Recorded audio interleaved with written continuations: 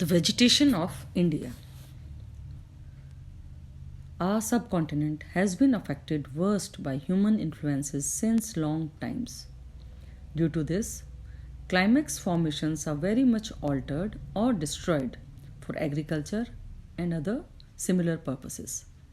The present vegetation has suffered indeed from effects of plants, animals, soil, climate, and man. Therefore, the vegetation of our country that we see around us is very much interfered. The most important factors used in the classification of vegetation are rainfall, temperature, biotic influences, and life forms. In India, there are two most common types of plant formations: forests and grasslands. First, we'll start with the forest vegetation. Indian forests have generally been classified on the basis of temperature into four major types: tropical, mountain subtropical, temperate, and alpine forests.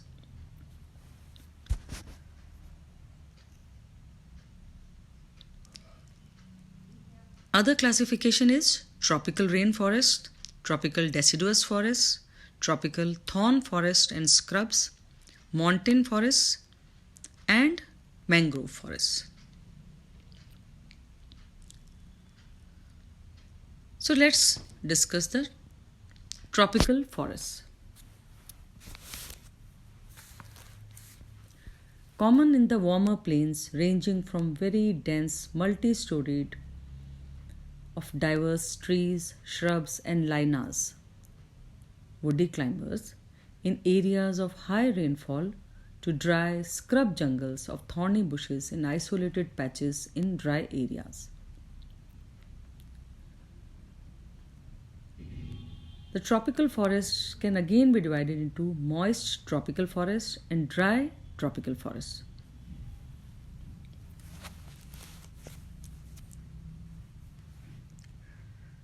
आर्द्र उष्ण कटिबंधीय one moist tropical forest and शुष्क उष्ण कटिबंधीय one या dry tropical forest.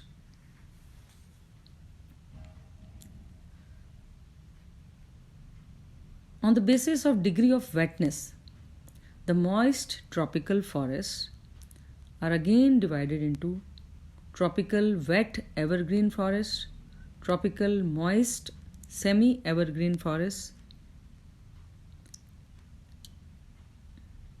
and tropical moist deciduous forests. ऐसे क्षेत्र जहाँ पर वर्ष भर तापक्रम तथा आर्द्रता काफ़ी उच्च रहते हैं तथा वर्षा का औसत भी काफ़ी ऊंचा होता है, वह उष्ण कटिबंधीय क्षेत्र कहलाते हैं. इन स्थानों की वनस्पति काफ़ी सघन होती है.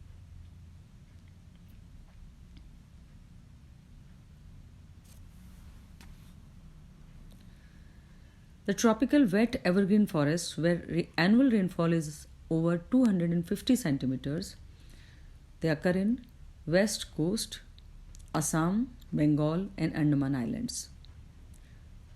They are multi-storied, made up of small trees, then shrubs, epiphytes, lianas, and dense ground vegetation.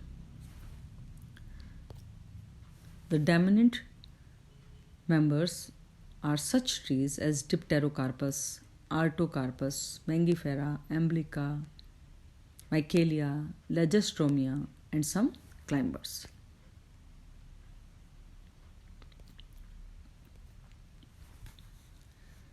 Then in tropical moist semi-evergreen forests are better developed in northern than in the southern regions of the country. In north, they develop in North Assam and Bengal and parts of Odisha, receiving heavy rainfall. There are some evergreen plants also as Artocarpus, Michaelia, and Eugenia.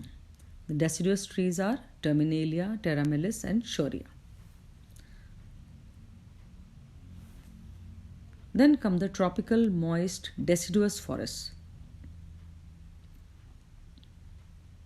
They are common in moist areas of Kerala, Karnataka, and South MP. in south and parts of north UP, MP, Bihar and Bengal and Orissa in north. The well-known teak and sal forests belong to this category.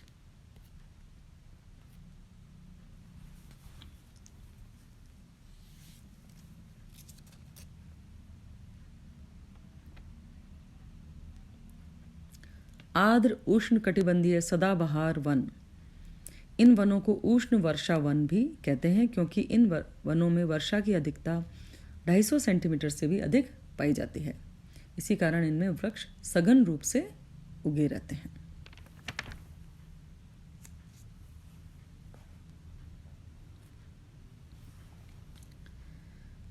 Then we'll take the second type of forest, that is the tropical deciduous forest.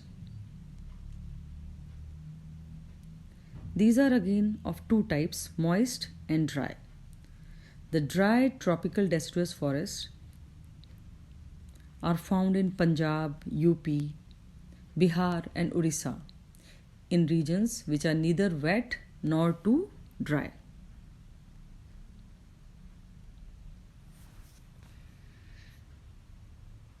Thorny scrubs, grasses and some bamboos are also present in some regions.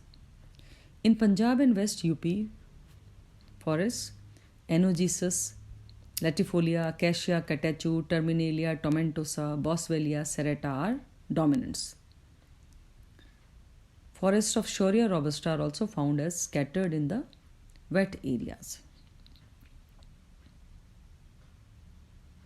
In south, such forests are present in dry areas of Maharashtra, Tamil Nadu, MP and Karnataka. Terminalia, Anogenesis, Tectona, Diosporus, Boswellia form the top layer, followed by smaller plants like Dendrocalamus, Bambusa, Lantana, etc. Common grasses are Panicum, Andropogon and Heteropogon.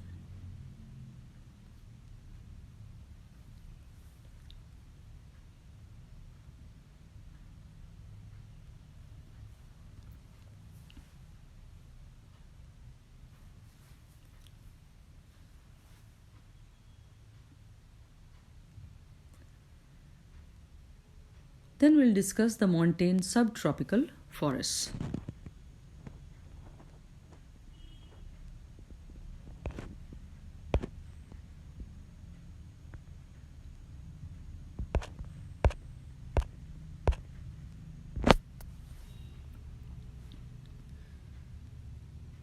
These are found on the hills of South India as Nilgiri, Mahabaleshwar and Pachmadi, between an altitude of 3000 to 5600 feet.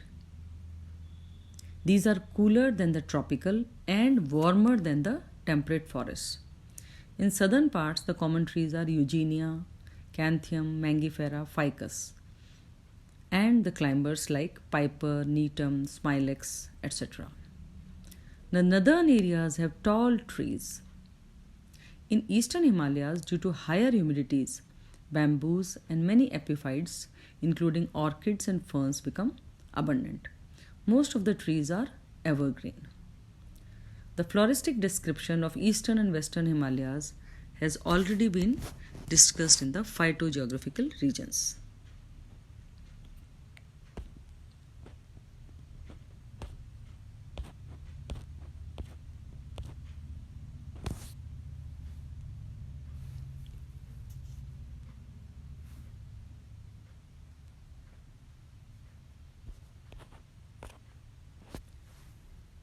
Then we'll discuss the tropical thorn forests or scrubs. They are found in areas having less than 70 centimeters of rainfall. This region is dry most of the time of the year. Some examples are trees and plants like cactus and palms, etc.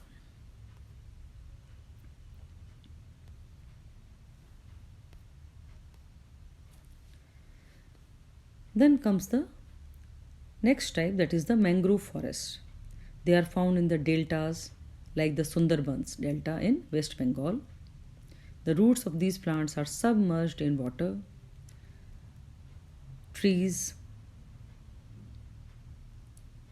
like coconut and palm are common here.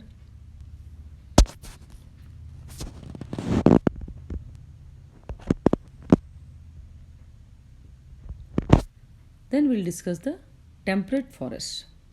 They occur above 5,300 feet altitude, chiefly on the mountains of Himalayas and Nilgiris. In Himalayas, oaks and conifers are abundant. We have already discussed their distribution in the previous lecture.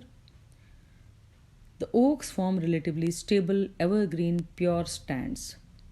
The southern temperate region is chiefly represented by sholas near Ooty and Nilgiri hills and Tamil Nadu.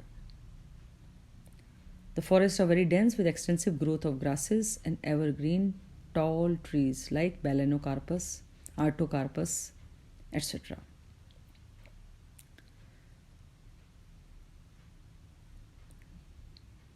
Then the next region, that is the alpine vegetation. Sometimes the alpine vegetation is divided into subalpine forests, alpine scrubs, moist alpine scrubs, and dry alpine scrubs. They are extensive throughout the Himalayas, above 11,000 feet. The tree height becomes lesser with increasing altitude. जैसे जैसे हम ऊंचाई की ओर बढ़ते जाते हैं, वैसे वैसे वृक्षों की ऊंचाई कम होती जाती है, being replaced finally by sparse growth of small plants like sedum, primula, saxifraga, and lichens. The detail of this flora has already been discussed.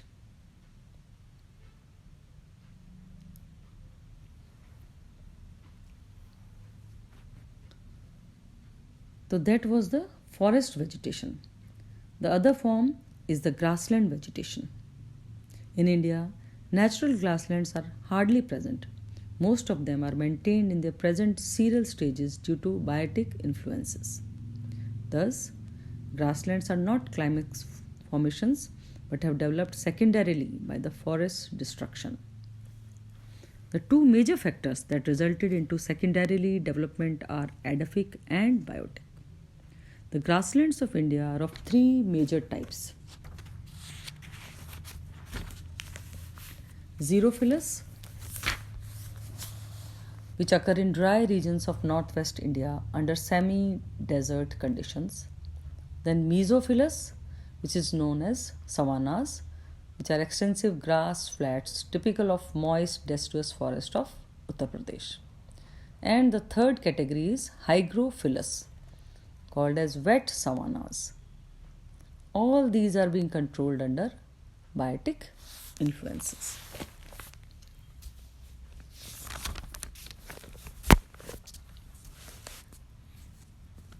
घास स्थल वनस्पति। भारत में प्राकृतिक घास स्थल बहुत कम संख्या में विकसित होते हैं तथा भारत के उष्ण भागों में घास स्थल एक प्रभावी वनस्पति को अभिलक्षित नहीं कर पाते, क्योंकि निचली आर्द्र भूमि में घासों को वृक्षों तथा झाड़ियों से बहुत कठिन प्रतिस्पर्धा से गुजरना होता है। घास स्थलों के विकास के लिए शुष्क भागों में अति प्रतिकूल अवस्थाएं उनको पनपने नहीं देती। भारत में घास स्थलों को तीन प्रकार, उत्तर पर्वतीय घास स्थल, मरु व मैदानी भागों के घास स्थल तथा दक्षिण पठारी घास स्थल में विभक्त किया जा सकता है। मरुद्रागी घास स्थल या ज़ीरोफिलस ग्रासलैंड्स, ये भारत के उत्तर पश्चिमी क्षेत्रों में मिलते हैं, जहां वार्षिक वर्षा 70 सेंटीमीटर से कम होती है। यहाँ पर इन घास स्थलों की सामान्य जो जातियाँ हैं वो हैं एंड्रोपोगोन, सिनक्रस सिलियरिस, सिनक्रस बार्बिटस, हिट्रोपोगोन एटसेट्रा। देन समुद्रागी घास स्थल या मीजोफिलस ग्रासलैंड्स, इन्हें सवाना भी कहते हैं।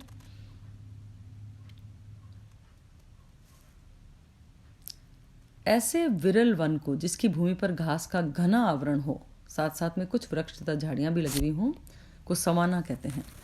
सवाना पर्णपाती वनों में समस्त क्षेत्र तथा उत्तरी गुजरात में मिलते हैं। उत्तर प्रदेश के विशिष्ट घास स्थल शौर्य रोबस्टा के वनों में मिलते हैं, जिसमें एरियंथस मुंजा, नरंगा, पोरफाइरोकोमा आदि की प्रधानता होती है।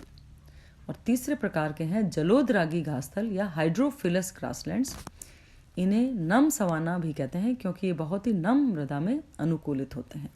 इनमें मुख्यतः एरियंथस राविनी व एरियंथस एरुंडोनेसियस जातियों की प्रधानता होती है। वो तीनों पूर्णतया जैविक व मानसून प्रकृति से नियंत्रित घास स्थल हैं। इसी के साथ हमारा टॉपिक